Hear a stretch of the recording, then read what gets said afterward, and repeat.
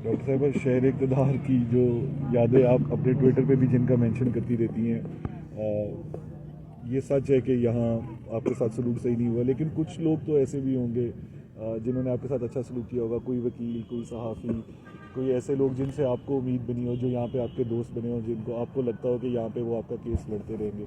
जी बिल्कुल, हम आए थे इसीलिए हम यकीन रखते थे कि हम लोगों के ख़िलाफ़ कभी नफ़रत हमने नहीं की है। हम नफ़रतों के मारे हुए लोग हैं, हम जंग ज़दा लोग हैं। हमारे लोग यहाँ अमन के लिए आते हैं, और यकीन कीजिए जो औरतें हमारे कैंप्स में आए उनके साथ हमारी जो वुमेन कारकुनान थे उन्होंने दोस्तियाँ बना ली। तो वो लोग जो इन तकलीफ़ दा लम्हात में हमारे साथ रहे, जिन्होंने हमें खाना दिया, जिन्होंने हमें बिस्तर दिए, जो बैठकर हमारे दर्द का तमाशा देखने नहीं आए थे, जो सोच समझ कर आए थे, और जिन्होंने इन तस्वीरों के पीछे उन औरतों को देखा जो उनकी 15 साल शायद ज़िंदगी को कोई नहीं देख सकता, लेकिन उनके आंखों में वो जो तकलीफ़ है, वो दर्द है, उसको महसूस किया। उन सब का मैं शुक्रिया अदा करती हूँ। और बलोच ऐसी कौम नहीं है। सबीन महमूद जो हमारे लिए बात करती थी और जिसको हमारे लिए आवाज़ उठाने की वजह से उनको शहीद किया गया, वो आज भी बलोच की शहीद है।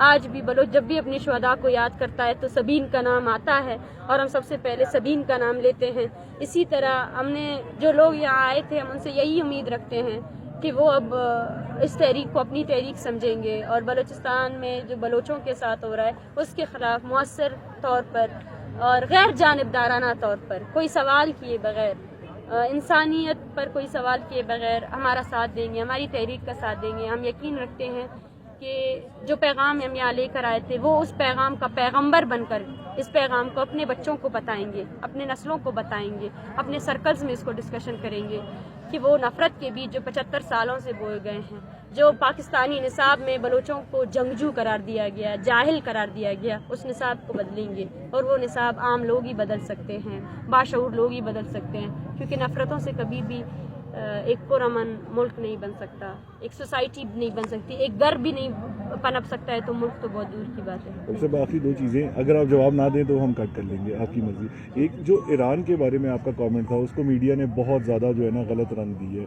उसको अगर आप एक्सप्लेन करना चाहें। देखिए, मैं इस पर पहले भी बात कर चुकी हूँ कि ये सिर्फ़ और सिर्फ ईरान के वाक़ये से पहले भी पूरी रियासती मीडिया जो है ना जस्टिफाई कर रही थी इनफोर्स्ड डिसअपीयरेंसेस को।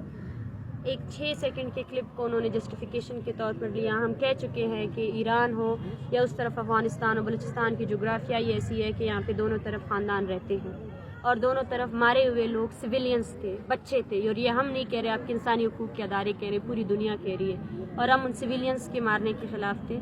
और इस बात पर आप जबरी गुमशुदगी को जस्टिफाई नहीं कर सकते। हमारे पास सारी डेटा मौजूद है, सारे लोग मौजूद है, हम आपको देने के लिए तैयार है, लेकिन लेने के लिए कौन है, कौन आएगा और कौन हमसे पूछेगा। थ्रेट है, और फिर हमसे कहा जाता है कि आप नफ़रत का पैगाम इस्लामाबाद लेकर जा रही। नफ़रतें तो आपने की हैं हमारे साथ। नफ़रत एक बहुत छोटा लफ्ज़ है, बहुत ही छोटा लफ्ज़ है। अगर मैं नफ़रत का लफ्ज़ इस्तेमाल करूँ, आपने 60 दिनों के दौरान जो हमारे साथ किया वो वही चीज़ है जो आप बलूचिस्तान में कर रहे हैं, वो वही चीज़ है जिसका हम कहते आए हैं कि हमें इंसान नहीं समझा जाता है।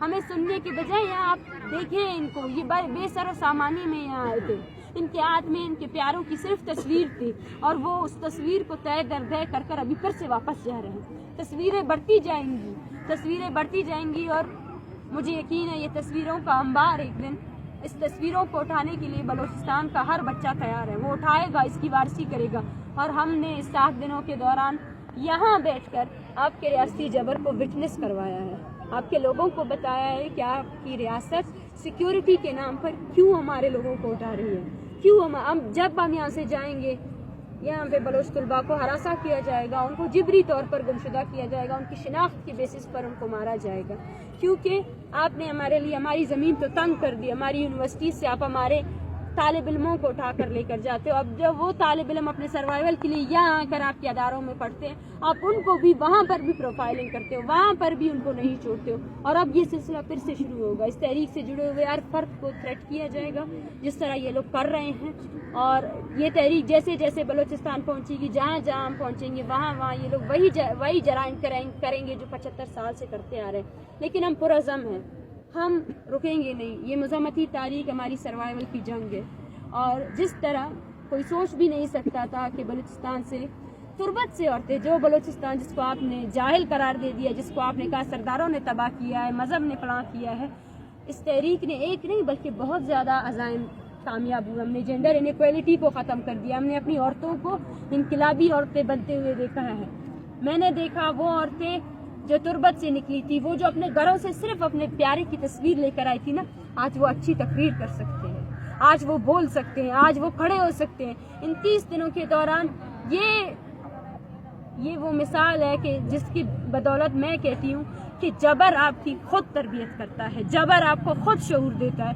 جس طرح آپ نے ان عورتوں کو مارا جب وہ اسلام آباد آ رہی تھی, جس طرح اس 30 دن کے دوران آپ نے اس پورے ریجن کو کرفیو میں رکھا, یہ لوگ جو تڑپ رہے تھے کہ آپ آ کر اس کی بات سنیں, آپ نے ان کی بات نہیں سنی, آپ نے ان کے بچوں کو نہیں دیا.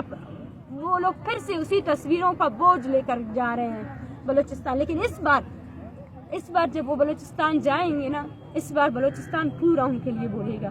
اس مرتبہ وہ اکیلے اس تصویر کو نہیں اٹھائیں گے, بلکہ بلوچستان کا ہر بچہ, ہر نوجوان, ہر عورت اس تصویر کو اٹھائے گا. ہر عورت اس تصویر کو اپنی تصویر کرے گا. اور ہر عورت اس وقت تک جدوجہد جاری رکھے گی جب تک بلوچستان میں جاری آپ کی یہ جنگی جرائم, آپ کی غیر انسانی جو آپ کر رہے ہیں عمل, وہ نہیں رکتے ہیں. اور آپ کو ہم واضح پیغام دینا چاہتے ہیں کہ بلوچ اپنی لاشوں کو ابھی نہیں دفنائے گا. ہم دفنانے سے تھک چکے ہیں. آپ ماریں گے ہم ان کے ساتھ احتجاج کریں گے, آپ ماریں گے ہم ان کے ساتھ احتجاج کریں گے. اور جب تک ہم زندہ ہیں تب تک اپنے پیاروں کا پتہ آپ سے پوچھتے رہیں گے کہ آپ نے ان کو کیا کیا, کہاں رکھا, اگر مارا ہے بھی تو بتاؤ ہمیں کیوں مارا, کہاں مارا ہے. ہم اپنے پیاروں کی موت کی بھی خبر سننے کے لیے آپ سے پریشان ہے کہ بھئی بتا دو کہاں مارا ہے, تاکہ ہم جا کے فاتحہ پڑھ سکیں. تو یہ نہیں رکے گی. آپ جس سوچ کے ساتھ آپ ہمیں جبر کا شکار بنا رہے ہو, وہ سوچ ہی غلط ہے. آپ غلط سوچ کے ساتھ اور غلط قوم کے ساتھ آپ اس سوچ کو لے کر جا رہے ہو. اچھا